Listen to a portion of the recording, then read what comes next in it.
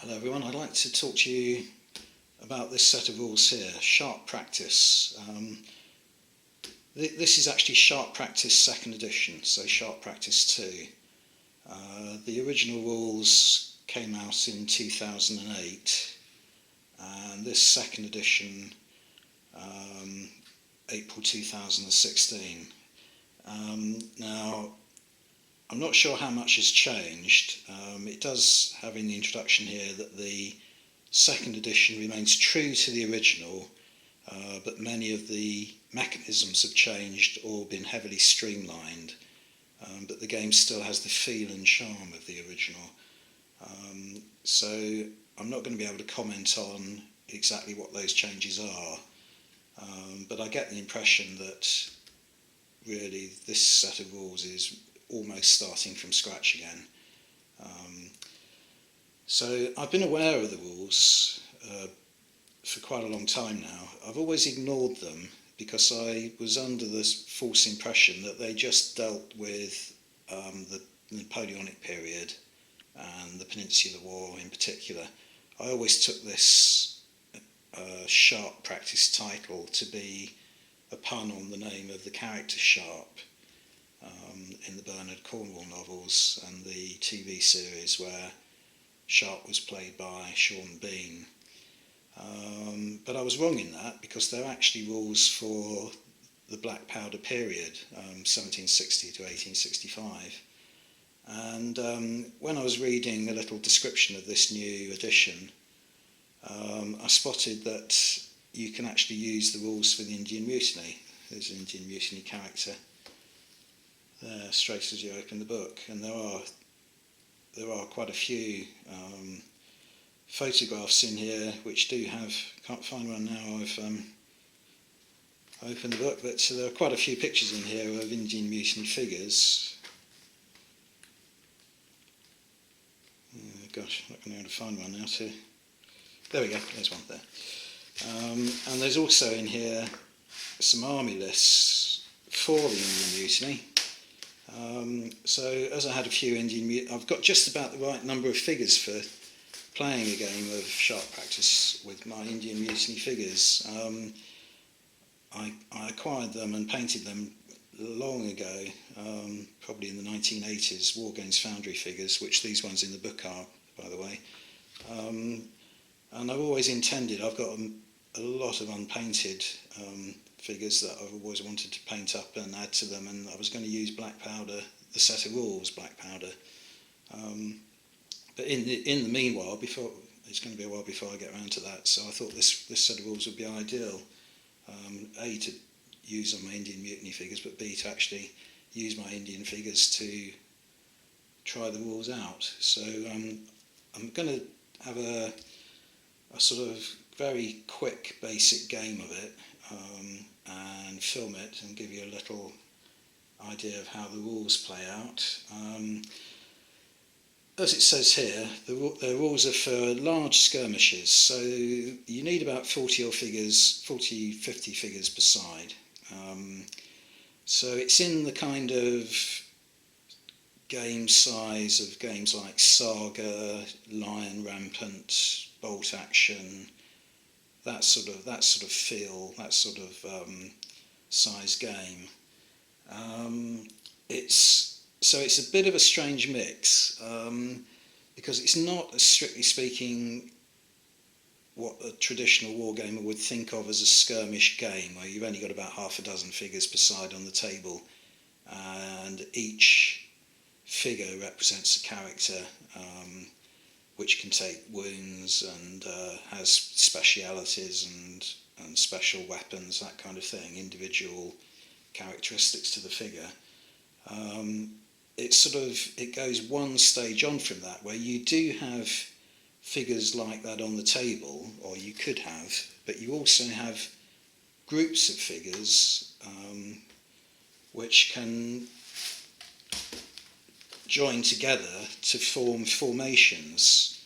So in other words, it's got some of the characteristics of a larger scale battle, where you're moving formations around, and the formations might be columns or lines, or they might be able to form square against cavalry, that kind of thing. So it's setting itself a little bit of a high target. Trying to find some examples in here. This will all become a little bit more apparent when I actually go through a game. I'm not actually going to add a lot of these characters to it. Just show you the basic mechanisms. Oh, here we go. Yeah, the more characters, so you can have all these kind of cads and bounders and flashman type figures, rakes, flashing blades, stunning linguists.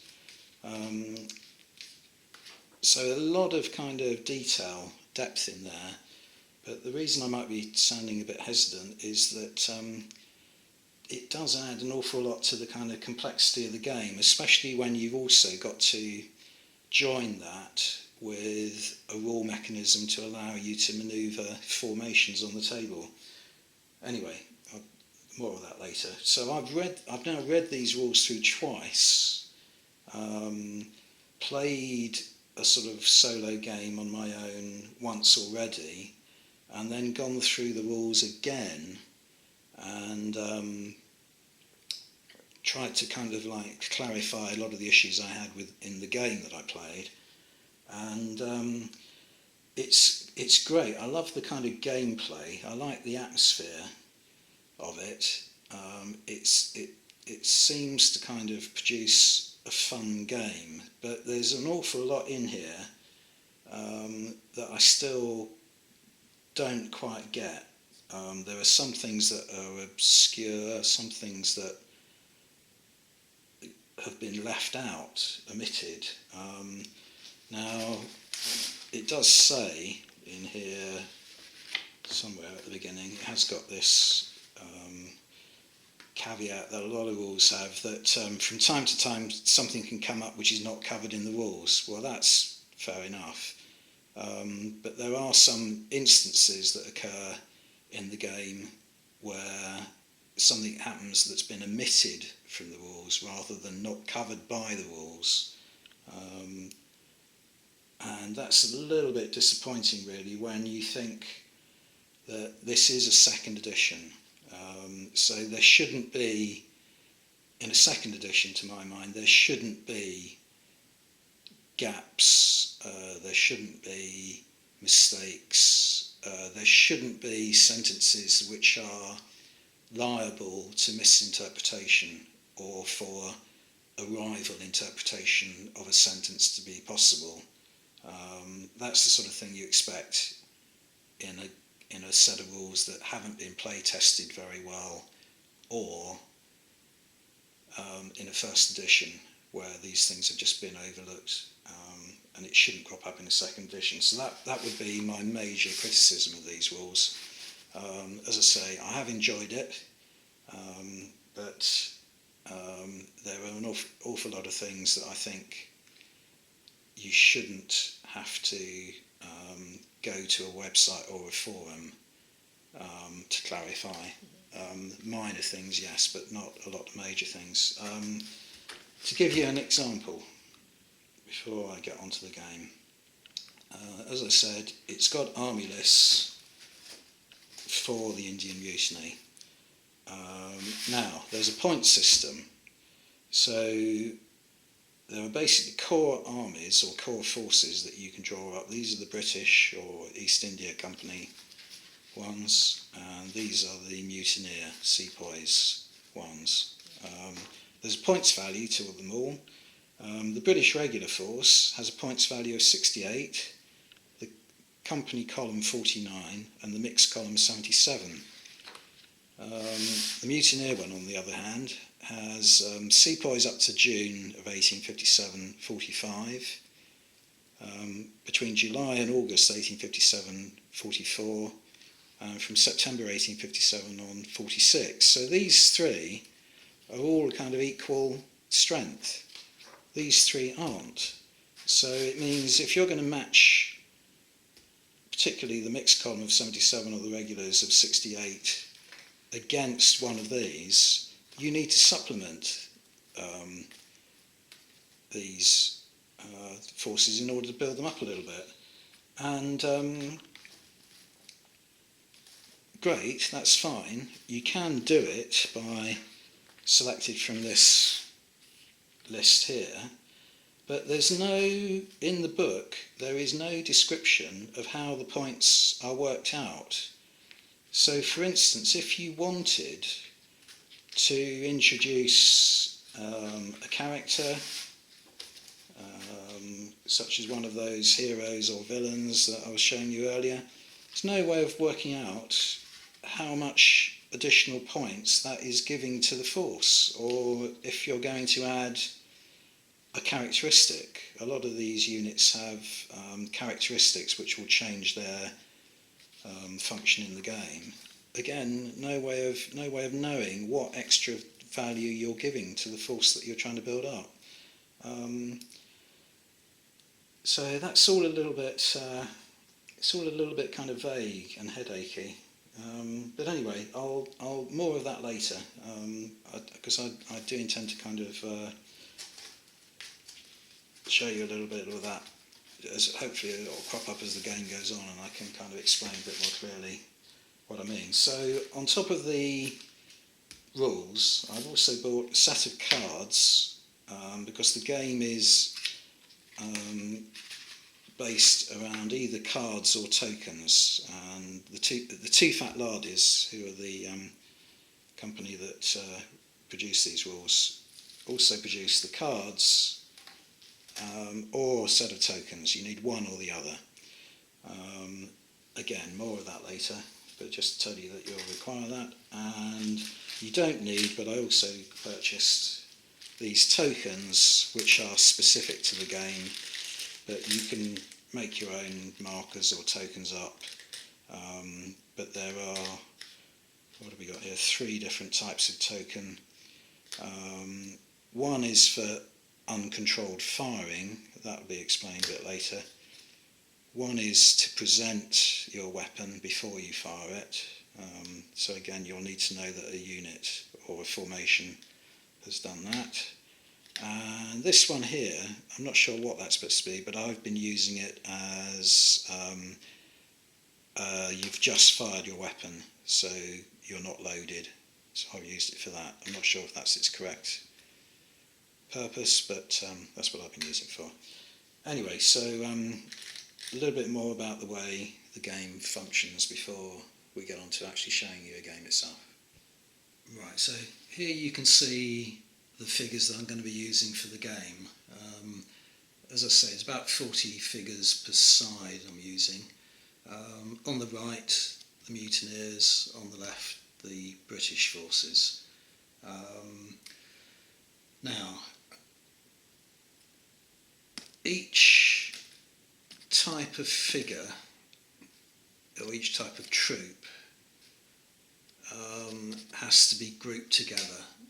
So here you have, let's get them so they're in the camera.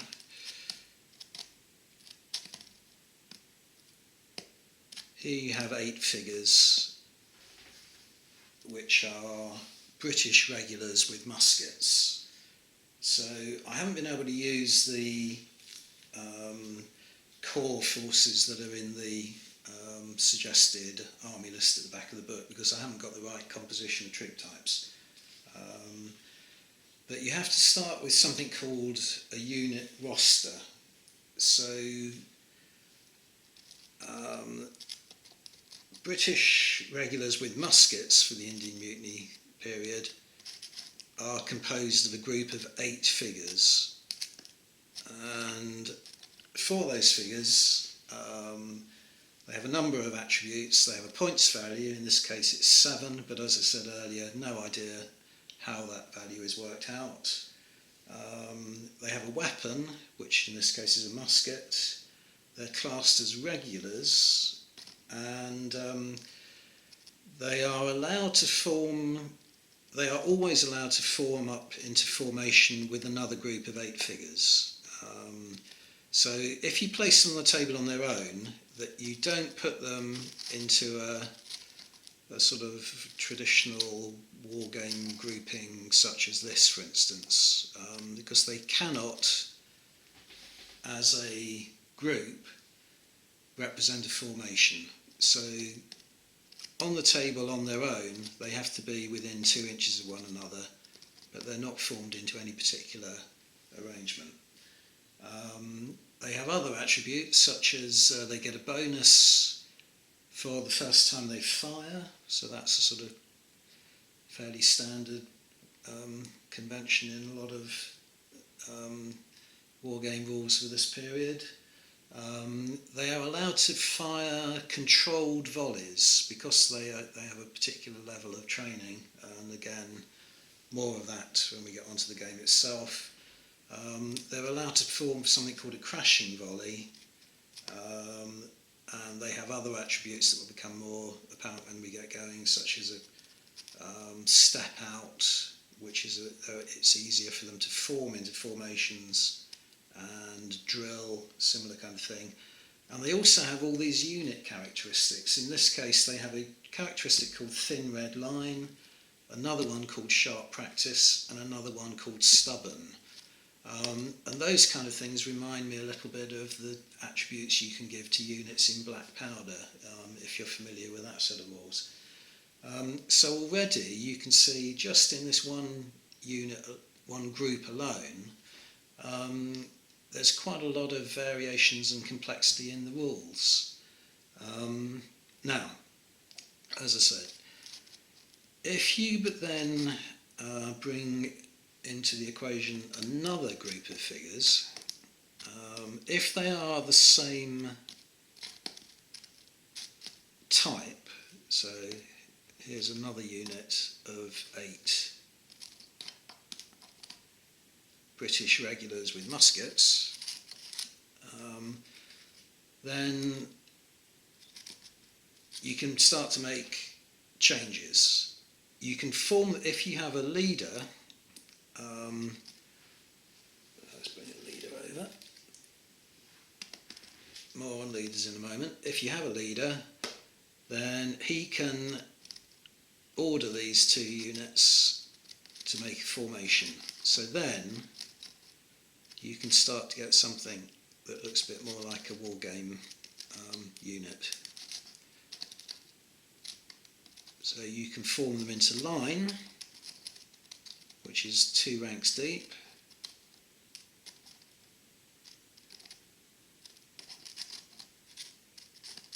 So it looks like that. Sorry, I'm a bit off-centred on the table here, aren't I?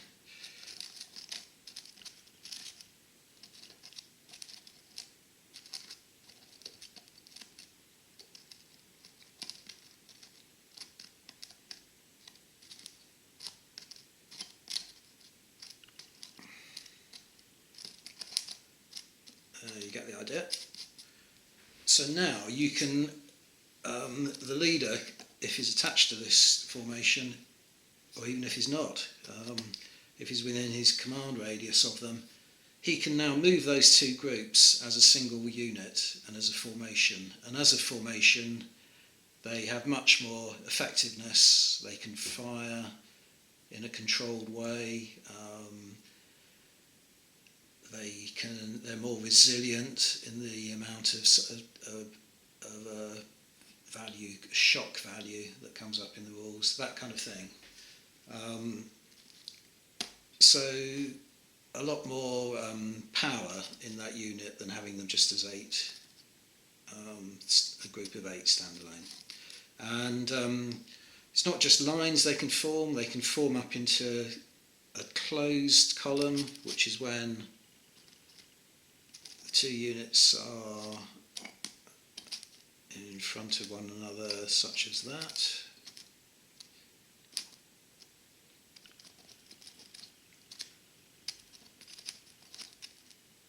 So that will be a closed column.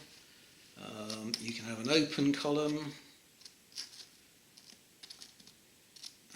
where there's a gap between the 2 units, but they are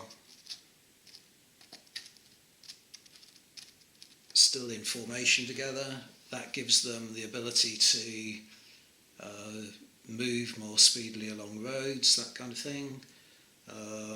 They can form into square where the groups are all facing in outwards, as it were. I think you get the idea. Something like that, so that they can withstand cavalry attack. And there are other formations as well. You can have skirmish screens, all that kind of thing. So that's the sort of thing that is more akin to a traditional, larger scale war game, such as Black Powder. Right, so I won't go into all the different troop types that I've got on the table here, but I have tried to kind of mix it up a little bit, so I've got some variety. But I mentioned leaders, so let's talk a little bit about leaders. For each side, I've got 5 leaders. Now, the leaders come in various status values. You can have a status of 1, 2, 3 or 4, 1 being the lower status, 4 being the highest, and the higher your status, the more you're able to do. So to give you an idea for the British, these 5 figures here, I've got 2 NCOs who I'm going to call status 1. I've got these 2 officer figures here who I'm going to call status 2. And the chap on the horse, I'm going to call him the force commander, and he is status 3. Now, in a standard size game, you've now got to make up, I showed you these cards earlier, you've got to make up a pack.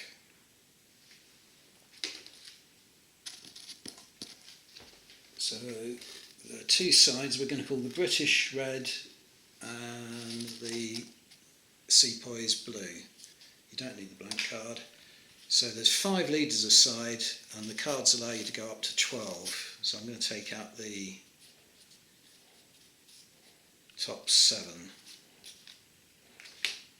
So leaders 1 to 5 for the reds, and same on the blue side. So we need to put aside 7 to 12, 6 to 12, and just have the 5 leader cards per side. Then you have these flag cards, which are command cards. So I think there are 7 in the pack. 1, 2, 3, yeah, 7. For a standard size game, you only use 4. So we need 4 red, get rid of 3, and 4 blue, and get rid of those 3. And you also have something called a tiffin card, which goes into the pack as well. Right, now all those cards will be, when we start to play the game, they're all shuffled up, and then you draw off the top of the deck, and I'll show you as the game progresses exactly what you can do with each card. But that's how you make the pack up.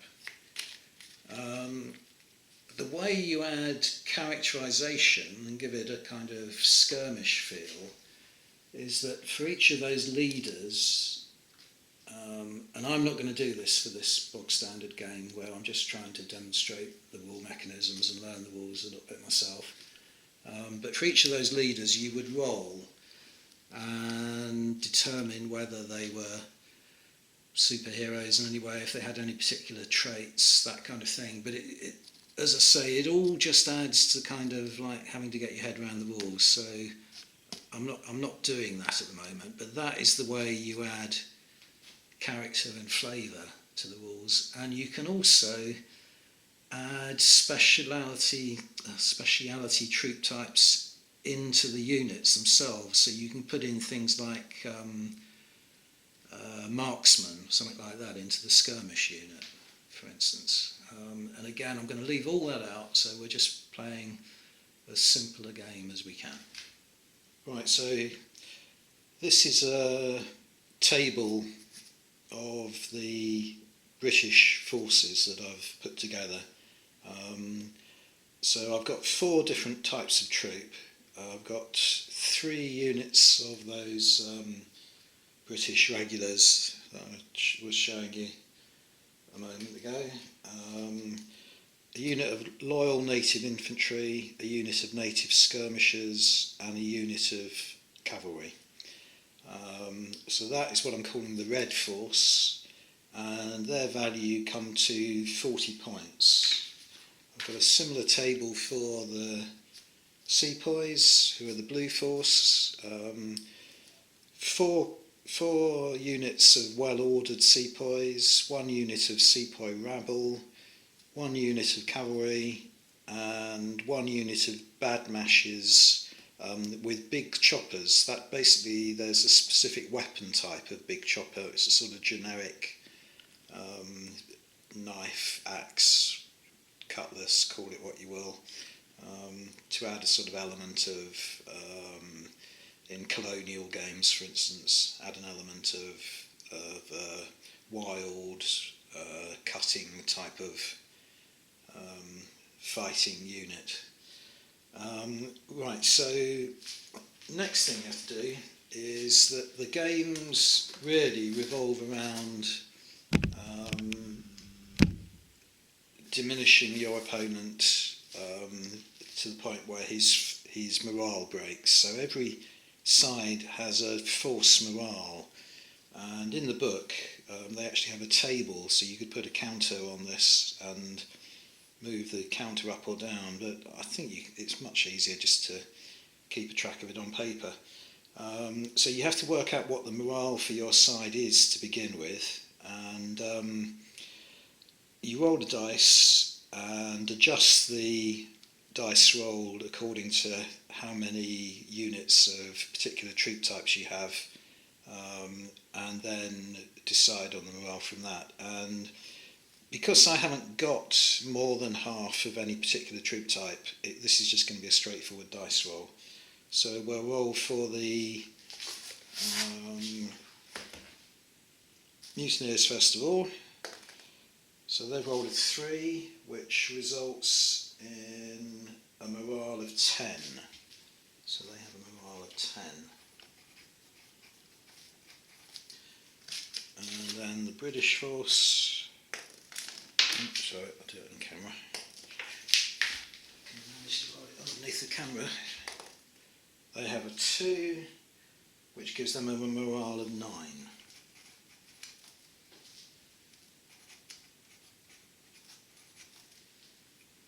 Right, next up, I'm going to be playing the first scenario in the book. So there are 6 standard scenarios, and I'm just going to be playing this one here, which is called An Encounter. Now, I'll show you the table next and how I've laid that up. Basically, this is just classic scenario, 2 forces bumping into one another and deploying from their line of march, and the objective is to force your opponent to withdraw from the table, either voluntarily or due to his reduction in force morale, whilst keeping your own force morale at 3 or greater. Okay, let's show you the table. Right, so it's played on a 6 by 4 table, and there isn't any set way of laying out the terrain. You just basically try and get as much scenery down on the table as possible without getting it too cluttered, and then decide amongst yourselves what the scenery represents. So in the centre of the table I've got 2 fields that are bounded by low walls. So this one here, the low walls count as minor obstacles. I'm going to count the area in there just as broken ground but not giving any cover, whereas this field is the same, only I'm going to call the area inside broken ground that does give you soft cover. So minor obstacles like a low stone wall is soft cover as well. And what else have I got? I've got a building here. I'm going to talk a lot about buildings, and probably you'll probably see as I play the game that I'm going to avoid putting any troops in that building for reasons I'll talk about later. I always have a fixation on how rules cover buildings, and I think this is one aspect in sharp practice where buildings do fall into that gap between rules for skirmish and rules for larger scale games. I think it's the rules for the buildings in sharp practice. I think are probably the worst part of the rules, but more on that later. And then I've got lots of areas of broken ground which would also block visibility, and then over here a much larger area which I'm going to call rough ground, so this will be much more difficult to cross and so on. And same over here, lots of areas of broken ground. So lots of trees around the kind of outside, but the central area where most of the fighting is going to happen is in fairly open area in the middle of the table. Right, so you next have to decide on deployment points. So there are three, you roll to see whether the deployment zone is here, here, or here for each side, and I'm going to call this side the British side and that side the mutineer side. I'm using these chests of treasure as deployment point markers. They're not particularly suitable for this period or scenario, but they'll do. So the mutineers have rolled for point 1, and you're allowed to place the deployment point within 6 inches of it, so that's there. And the British have actually ended up virtually opposite them there. Now, the next thing you have to do is you roll for support options, so you can spend so many points worth of support, and I'm not going to do that. I'm going to avoid doing that for this demo game, and the reason for that is that it adds yet another layer of kind of character to the game, but also complication. So for instance, you could spend money on an ammunition supply, like an ammunition wagon, or water supply, because there are random events that can happen in the game, so you can run out of ammunition, that kind of thing. You could purchase you could purchase an extra deployment zone, I forget what the word is for it, which you could place within 12 inches of this deployment zone. So it would give you 2 deployment zones, so you can have one about here, for instance. And also there's something called a Moveable deployment zone, which is different again, which you're only allowed to purchase if you have a unit that has the ability to emerge from a movable deployment zone, which could be much further into the table. So that is kind of indicative of a unit that has a good local knowledge, but I find that very strange. I'm fine with something like hotspots in the rules force on force, but when you're playing a game which is halfway to being a war game like Black Powder, what it means is that you can have something right in the middle of the table from which can suddenly emerge line formations, columns of cavalry, all kinds of things, which to my mind I'd be happy for scouts and so on to come out through that, but not your entire force to suddenly appear by magic. I'm fine with individual figures and so on. So again, it's another one of these elements of the game which falls in between a skirmish game and a large scale game and doesn't quite work, for me anyway. And then another thing that I'm going to omit from the scenario is that you then roll again to see if there are any minor characters on the table. They're not compulsory, but you can have them. And they can be either civilian or military. So you could have something like in this building, you could have a guard guarding the house itself, guarding prisoners within, or you could have civilians going about their business, market tradesmen, whatever you want. But crikey, does it add to the? It adds to the kind of flavour of the game. But boy, does it add to the complexity, extra things that you have to remember to do in the game, how your units interact. It's fine, it's great if you had something like an Indian Mutiny scenario where you were breaking into a city and looting going around the city streets and looting the treasures and that kind of thing, and you have various objectives within. But for a straightforward encounter game, and for learning the rules, it's all just too much. Anyway, so that is how the table is set up, and now we start to play the game.